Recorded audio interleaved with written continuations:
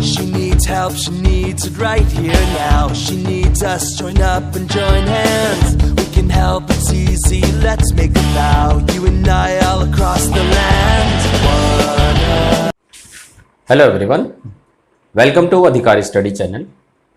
आज जो हम टॉपिक लेने वाले हैं वो 8th क्लास का घनमूल है और घनमूल का हमने दक्षता अभ्यास शुरू किया था पार्ट 1 में। इसके काफ़ी क्वेश्चन हो गए थे, 12 तक क्वेश्चन करा दिए थे मैंने। अब आगे का हमारे पास क्वेश्चन नंबर 13 है। एक घन का आयतन दिया हुआ है 6859 सेंटीमीटर की घात 3। हमें इसकी भुजा निकालनी है, ठीक है। इसने कहा इसकी कोर या भुजा ज्ञात कीजिए। तो घन के आयतन का पहले फार्मूला लिखेंगे। घन के आयतन का फार्मूला होता है भुजा की घात 3 बराबर 6859। हमें भुजा निकालनी है या कोर निकालना है तो 6859 का हम घनमूल ले लेंगे। अब एक बात ध्यान रखना, मैंने आपको इससे पहले भी कहा था कि कई डिजिट ऐसे होती हैं जिनके हमें घनमूल याद रखने हैं। उन्हीं डिजिट में से एक डिजिट ये भी है, क्योंकि जो हमारा तरीका होता है पहले हम 2 से काट कर भाग करके देखते हैं, फिर 3 से देखते हैं, फिर 5 से देखते हैं, फिर 7 से देखते हैं, ठीक है। और अगर कोई बड़ी डिजिट आ जाए जिसका हमें घनमूल नहीं पता, हमने नहीं याद कर रखा है, नहीं ध्यान रखा है, तो उसमें समस्या हो जाएगी। जैसे कि ये वाला है तो ध्यान रखना ये 19 से कटता है, तो 6859 आप इसे 19 से भाग करेंगे, ठीक है। तो ये आ जाएगा 19 दिया 57, तो बचे कितने 11, 5 उतार लेंगे तो ये आ जाएगा 19 छिक्का 6 निम 54, 4 5 6 एकम 6 और 5 11, 6 निम 54, 4 5 6 एकम 6 और 5 11, बचा कितना 1, ठीक है। 9 उतार लेंगे 19 एकम 19। फिर हम दोबारा 19 से करेंगे तो 19 एकम 19 और 9 बार चल जाएगा। ये 361 पता ही है 19 का होता है, तो ये आ जाएगा 19 एकम 19, यानी कि आ गया 19 गुणा 19 गुणा 19। और घनमूल में हमें पता ही है 3 एक जैसी संख्या में से एक संख्या बाहर निकाल लेते हैं, तो इसकी कोर या भुजा ये 19 सेंटीमीटर आ गई। क्लियर। नेक्स्ट क्वेश्चन आते हैं, क्वेश्चन नंबर 14। ये दे रखा है हमें -343 गुणा 512 पूरे की घात 1/3। ये जो घात 1/3 है इसका मतलब भी घनमूल ही है, क्योंकि जैसे वर्गमूल होता है उसमें घात 1/2 आ जाता है, ऐसे घनमूल में घात 1/3 आ जाएगा। अब क्योंकि घनमूल में माइनस का साइन है तो आप किसी एक डिजिट को माइनस लेके चलेंगे। जैसे 343 है, 343 7 का होता है, तो 7 गुणा -7 गुणा -7 एक साथ ले लिया। अब 512 का वैसे तो 8 का होता है, लेकिन अगर आप 512 के फैक्टर करके देखेंगे तो 2 से कट जाएगा। इस तरह से आप कर लेना। तो 2 दूनी 4 दूनी 8 गुणा 2 गुणा 2 गुणा 2 और गुणा 2 गुणा 2 गुणा 2। 2 दूनी 4 दूनी 8 दूनी 16 दूनी 32 दूनी 64 दूनी 128 दूनी 256 दूनी 512 पूरे की घात 1/3 है। और घनमूल में मैंने आपको बताया था 3 एक जैसी संख्या में से एक संख्या ले लेंगे। एक यहां से 2 आ जाएगा, एक यहां से 2 आ जाएगा और एक 2 आ जाएगा, तो ये आ जाएगा 2 दूनी 4 दूनी 8 सते 56 माइनस का 56 आंसर आ गया। क्लियर। नेक्स्ट क्वेश्चन पे चलते हैं। Question number 15। क्या कहा इसने कहा 12, 18 और 25 से पूर्णतः विभाज्य छोटी से छोटी पूर्ण घन संख्या बताइए। सबसे पहले तो बात करते हैं 12, 18 और 25 से विभाज्य, यानी 12, 18 व 25 से विभाज्य। विभाज्य यानी कि कटने वाली, यानी ऐसी संख्या बतानी है जो 12, 18 और 25 से पूरी पूरी कट जाए। एक बात ध्यान रखना, अगर कहीं लिखा हो से कट जाए तो ध्यान रखना इसका ले से निकलता है। अगर लिखा हुआ ना से कट जाए या से विभाजित हो जाए तो यानी कि ले से निकालना है। और अगर को काट दे या विभाजित कर दे तो वो हो जाएगा आपका मैं से, महत्तम समापवर्तक। ध्यान रखेंगे, ये दोनों बातें आप ध्यान रखना, आगे जब भी इसका कहीं यूज होगा तो हम बता देंगे। फिलहाल यहां बात कर रहे हैं से विभाज्य है, यानी कि हमें इसका लैसे निकालना है। तो लैसे पता ही है, 12, 18, 25 ऐसे लिख लीजिए, और 2 से काट दिया, 2 छिक 12, 2 नीम 18, 25 कट्टा नहीं, फिर 2 से काट देंगे, 2 तिया 6, 9 कट्टा नहीं, 3 से काट देंगे, 3 एकम 3, 3 तिया 9, 25 कट्टा नहीं, फिर 3 से काट देंगे, 3 एकम 3, 25 नहीं कट्टा, फिर 5 से काट देंगे, 5 पंजे 25, और फिर 5 से काट देंगे, 5 एकम 5। अब जो हमारा लैसे आया वो ये आ गया। तो वह संख्या में तो केवल इनकी गुणा हो जाएगी, ये आ गया वह संख्या। लेकिन बुक वाले ने कहा वह पूर्ण घन संख्या, पूर्ण घन संख्या। अब यहां बात सोचने की है, ध्यान रखना, पूर्ण घन संख्या कह रहा है। पूर्ण घन संख्या का मतलब यह हो गया कि हर एक डिजिट कम से कम 3 बार होनी चाहिए। अब यहां 2 कितनी बार है? 2 बार। तो आपको 1 2 से और गुणा करनी है, वो आप अपनी तरफ से लिखेंगे। ऐसे ही 1 3 से और गुणा करनी है, ऐसे ही 1 5 से और गुणा करनी है। ध्यान रखेंगे, हमें पूर्ण घन बनाना है। पूर्ण घन में 3 संख्या होती है, हमारे पास 2 है, तो 1 डिजिट की और सब में मल्टीप्लाई कर देंगे। अब इनकी गुणा करते हैं, 5 पंजे 25, 25 पंजे 125, 125 दूनी 250, 500, 1000 और 3 तिया 9 तिया 27, यानी कुल मिलाकर 27,000। तो वह पूर्ण घन संख्या जो है वो 27,000 हो गई। क्लियर है? नेक्स्ट चलते हैं हम आगे, रब कर दूं इसे मैं।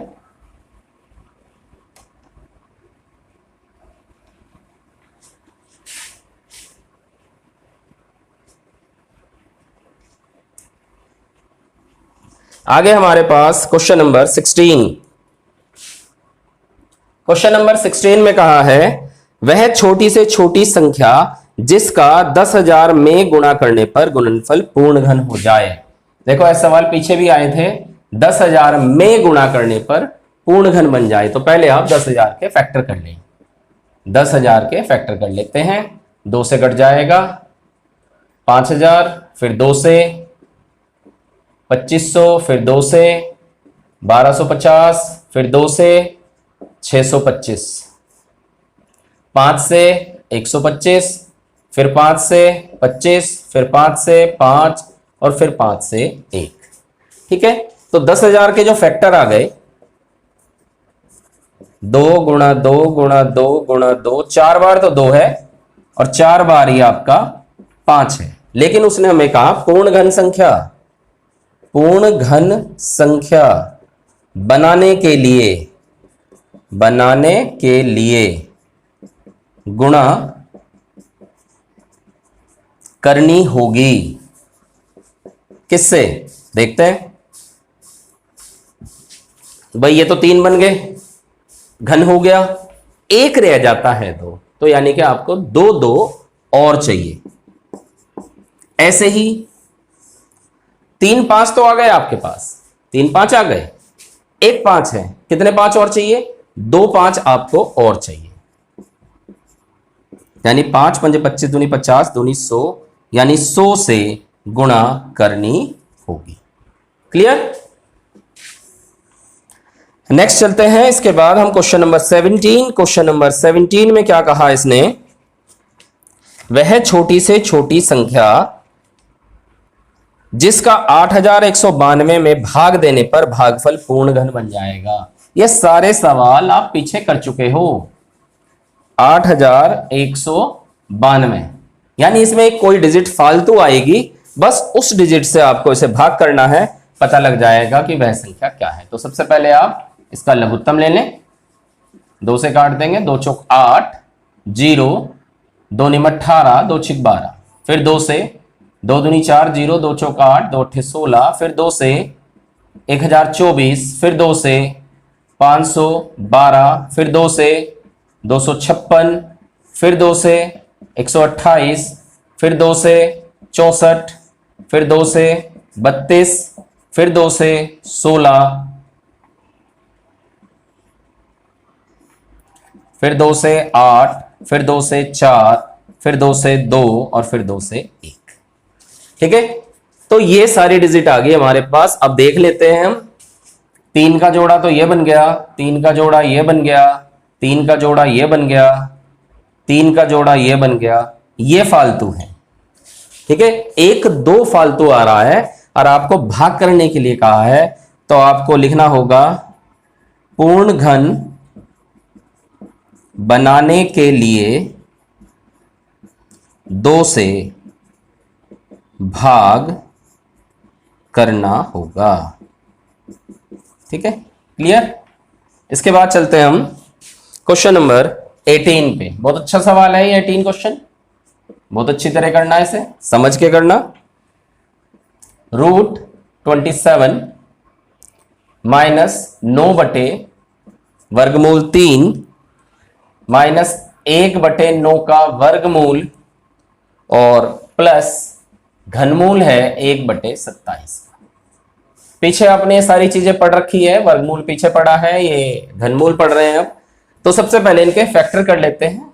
देखो 27 है, 27 के आप लिखेंगे 3 × 3 × 3 माइनस 9/√3। अब देखो चलो बाद में करते हैं इसे, पहले यहां देख लेते हैं। इस 9 के फैक्टर 3 × 3, 1 का 1 × 1 कर लेते हैं, प्लस घनमूल 1/3 × 3 × 3, ऐसे हमने सबके फैक्टर कर दिए। देखो वर्गमूल में हमें पता है, वर्गमूल में क्या करते हैं, 2 एक जैसी संख्या में से एक संख्या बाहर आ जाती है। तो यहां 2 3 में से एक 3 बाहर आ गया और एक 3 आपका अंदर रह गया। माइनस 9/√3 रहने दीजिए इसे, माइनस 2 1 में से 1, 2 3 में से एक 3 बाहर आ गया, प्लस ये घनमूल है और घनमूल में से 3 में से एक संख्या बाहर आती है, तो 1/3 हो गया। ठीक है, अब देखिए ये प्लस का ये माइनस का ये कट गया, ये आ गया 3√3 माइनस 9/√3। अब इस √3 को बटे में से हटाने के लिए हम क्या करेंगे, ऊपर नीचे इसी √3 से गुणा कर देंगे। आप कहोगे ऐसा क्यों कर रहे हैं भाई, आपके पास 2 तरीके हैं, तो आप लघुत्तम ले लो। लघुत्तम से बढ़िया ये है कि आप इसका रूट हटा दो, और किसी भी संख्या का रूट हटाने के लिए तरीका होता है उसी रूट से आप ऊपर नीचे गुणा कर दीजिए। तो ये तो आ गया 3√3 माइनस 9√3 बटे √3 की आप √3 में गुणा करोगे। मैं आपको साइड में करके दिखा रहा हूं। √3 के जब आप √3 में गुणा करोगे तो ये आ जाएगा √9, 3 9, और 9 का जो वर्गमूल होता है वो होता है 3। अभी हमने करा था ये 9 का वर्गमूल, जैसे ये 9 था, देखो इसका वर्गमूल 3 आ गया। ठीक है, तो इसका क्या मतलब हुआ, इसका मतलब हुआ नीचे 3 आ जाएगा। 3 से आप इसे काट दोगे, 3 आ गया, तो ये हो गया 3/√3 माइनस 3/3, और इससे कट के आंसर आ गया आपका 0। क्लियर। ठीक है, नोट कर लेंगे इसे। चलते हैं आगे नेक्स्ट क्वेश्चन पे। इन क्वेश्चनों को आप अच्छी तरह से 1-2 बार करके देखेंगे। अगर आप इन्हें प्रैक्टिस नहीं करेंगे तो ये कुछ नहीं हो पाएगा। बिना प्रैक्टिस आप कुछ नहीं कर पाएंगे। वर्गमूल घनमूल के क्वेश्चन जो है आपके लाइफ टाइम आपको दिक्कत ना दे, उसके लिए आपको तैयारी करनी है, इसकी अच्छी तरह से क्वेश्चन करना है। क्वेश्चन नंबर 19 पे आते हैं। ये भी बहुत अच्छा क्वेश्चन है। 2n माइनस 2n माइनस 1 बराबर 4 है। अब इसके बहुत सारे तरीके हैं, कॉमन लेने का तरीका है, बटे लिखने का तरीका है, तो मैं आपको इसके बटे वाले तरीके सिखा रहा हूं, ध्यान से समझें आप। ये 2n माइनस 1 है, समझ लेते हैं। 2n माइनस 1 को आप 2n बटे 2 लिख सकते हैं। आप कहेंगे कैसे 2n बटे 2 कैसे लिख लेंगे भाई, एक रूल होता है कि अगर बेस समान है, आपने छोटी क्लास में जरूर पढ़ा है कि बेस समान है तो बेस समान में भाग में घातें घट जाती हैं, तो ये a की पावर m माइनस n हो जाता है। ध्यान समझिए, अगर a की पावर m बटे a की पावर n है तो बेस समान होने पर भाग में घातें घट जाएंगी। उसी तरह से ये 2 की पावर n बटे 2 की पावर 1 है, बेस समान है तो घातें घट जाएंगी। यानी अगर इसको हम ये लिख सकते हैं तो इसको वापस ये भी लिख सकते हैं। तो इसलिए 2 की पावर n माइनस 1 को हमने लिखा 2 की पावर n अपॉन 2 बराबर 4। इन दोनों से 2 की पावर n आपने कॉमन ले लिया, यहां 2 की पावर n था, हमने कॉमन ले लिया, क्या बचता है 1, और यहां से बचेगा 1/2। ये 2 की घात n, इसका लघुत्तम ले लेंगे, 2 एकम 2 में से 1 घटा देंगे तो आ जाएगा 2 की घात n गुना 1/2 बराबर 4। इसकी इधर गुणा 2 की घात n बराबर 8, और 8 को हम क्या लिख सकते हैं 2 की घात 3, क्योंकि 8 क्या है 8 है 2 दूनी 4 दूनी 8, यही है ना 8, 2 दूनी 4 दूनी 8, तो 2 की घात 1 2 और 3, तो 2 की घात 3 आ गया। अब आप तुलना कर दें इनकी, यहां है 2 की घात n, यहां है 2 की घात 3, तो तुलना करने से n का मान आपका क्या आ जाएगा 3 आ जाएगा। लेकिन बुक वाले ने हमसे n नहीं पूछा, बुक वाले ने हमसे पूछा है n की पावर n का मान, n की पावर n, और क्योंकि n हमने 3 निकाला तो 3 की घात 3 यानी 3 की 3 बार गुणा, तो आ जाएगा 3 तिया 9 तिया 27। ठीक है, क्वेश्चन नंबर 20 पे आते हैं। क्वेश्चन नंबर 20 में कह रहा है हमें एक घनाकार संदूक का भीतरी आयतन, भीतरी आयतन, भीतरी आयतन दिया हुआ है 32.768 मीटर की घात 3। हमसे भीतरी भुजा पूछी है, तो वही बात है भीतरी आयतन, भाई आयतन का फार्मूला क्या होता है, आयतन का फार्मूला होता है भुजा की घात 3, और भुजा की घात 3 बराबर 32.768। हमें केवल भुजा निकालनी है तो 32.768 का हम निकालेंगे घनमूल, और मुझे नहीं लगता कि आपको घनमूल निकालना नहीं आता, क्योंकि इससे पहले हमने पॉइंट वाले घनमूल बहुत बार निकाले, तो आप इसे खुद कर सकते हैं, कर लेंगे। तो ये क्वेश्चन आपको खुद करना है। इसके बाद चलते हैं हम क्वेश्चन नंबर 21 पे। वैसे क्वेश्चन कर सकते हैं सभी आप, फिर भी मैं थोड़ा सा हिंट दे देता हूं आपको। एक विद्यालय की प्रत्येक कक्षा में घनाकार कूड़ादान यानी कि डस्टबिन रखा है, जिसका आयतन, यहां भी बिल्कुल वही बात है,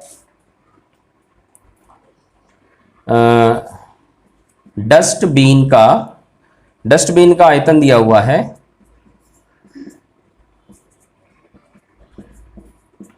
27,000, और डस्टबिन कैसा है घन है, तो क्या लिखेंगे फिर वही घन का आयतन, घन का आयतन बराबर 27,000, और घन का आयतन का फार्मूला क्या होता है भुजा की घात 3, तो भुजा की घात 3 बराबर 27,000, और भुजा 27,000 का घनमूल, और 27,000 का घनमूल आपको निकालना है, और बिल्कुल आप इसे निकाल सकते हैं। ठीक है जी, कर लेंगे इसे आप, तो ये भी क्वेश्चन आपका कंप्लीट हो गया। अब करते हैं क्वेश्चन नंबर लास्ट 22 पे। क्वेश्चन नंबर 22 में कहा एक बाग के कोने में बाग की साफ सफाई के लिए निकले खरपतवार से कंपोस्ट खाद तैयार करना है। इसके लिए घनाकार गड्ढा खोदा गया, गड्ढे से खोदी गई मिट्टी का आयतन 10% बढ़ जाता है। गड्ढे की गहराई पूछी है। सबसे पहले माना गड्ढे की भुजा बराबर x मीटर, आयतन हमें पता है भुजा की घात 3 होता है x into x into x, तो x की घात 3 आ गया। अब उसने कहा जो इस गड्ढे से मिट्टी निकलेगा वो 10% बढ़ जाएगा, तो निकली मिट्टी का आयतन, तो x क्यूब था और x क्यूब का 10% बढ़ गया, तो हमने x क्यूब का 10% निकाल कर उसमें जोड़ दिया, उसे 0 से 0 कट गया, तो याद आएगा हमारे 10 एकम 10। आप ऐसा करें कि x क्यूब कॉमन ले लें, तो याद आएगा हमारे पास x क्यूब गुणा 10 एकम 10 और 1 11/10, 10। इतना आ गया मिट्टी का आयतन। ठीक है, अब उसका क्या कहना है? उसका कहना है एक ट्रॉली की माप दे रखी है, तो सबसे पहले हम ये निकाल लेते हैं एक ट्रॉली का आयतन। एक ट्रॉली का आयतन तो ये दे रखा है इसने 2.75 गुणा 2 गुणा 0.625। सबसे पहले ये पॉइंट का चक्कर हटा दें। आप कर तो ऐसे भी सकते हैं, लेकिन पॉइंट हटा देंगे क्वेश्चन बहुत इजी हो जाएगा। देखते हैं 2.75 इंटू 2 इंटू 0.625। क्या करा आपने? पॉइंट हटा दिया, 100 आ गया, यहां पॉइंट हटा दिया, 1000 आ गया। 25 से काट दें, ये आ जाएगा हमारे पास 25 चौका 100 0, फिर 25 से काट दें, 25 चौका 100। 2 से काट दें, 2 दूनी 4 और 5 से कट जाएगा 5 अठे 40। यानी आपका आंसर आ जाएगा इसमें 55/16 घन मीटर। ये एक ट्रॉली का आयतन है और उसने कितना कहा? उसने कहा है 5 ट्रॉली। तो हम निकाल लेते हैं 5 ट्रॉली का आयतन। 5 ट्रॉली का आयतन 5 से गुणा कर देंगे इसमें, 5 गुणा 55/16। 5 पंजे 25, 5 पंजे 25, 26 27/16 घन मीटर आ गया। और मिट्टी का आयतन कितना है? मिट्टी का आयतन ये है x³ गुणा 11/10। दोनों को आप बराबर रखेंगे प्रश्नानुसार। x³ गुणा 11/10 बराबर 275/16। तो 11 से कट जाएगा ये, 11 दूनी 22 और 11 पंजे 55। फिर 2 से कट जाएगा ये, 2 पंजे 10, 2 अट्ठे 16। इसकी दर गुणा x की 3 बराबर 125/8, यानी x बराबर 125/8 का घनमूल। 5 गुणा 5 गुणा 5 बटे 2 गुणा 2 गुणा 2 का घनमूल। तो 3 5 में से 1 5 और 3 2 में से 1 2, तो भाग करके आ जाएगा 2.5 मीटर। हमसे क्या पूछा था? हमसे पूछा था उसने कि गड्ढे की गहराई कितनी है। अतः गड्ढे की गहराई बराबर आ गई 2.5 मीटर। इस क्वेश्चन को एक बार समझ लेते हैं। भाई इसका कहना है कि एक घनाकार गड्ढा खोदा, गड्ढे से जो मिट्टी निकली है उससे उसका आयतन बढ़ गया, यानी कि जो गड्ढे का आयतन था उससे मिट्टी का आयतन ज्यादा आया। कितना आया? 10%। तो हमने गड्ढे की एक भुजा x मान ली, क्योंकि घन है तो घन का आयतन होता है भुजा की घात 3 x गुणा x गुणा x, यानी x की 3।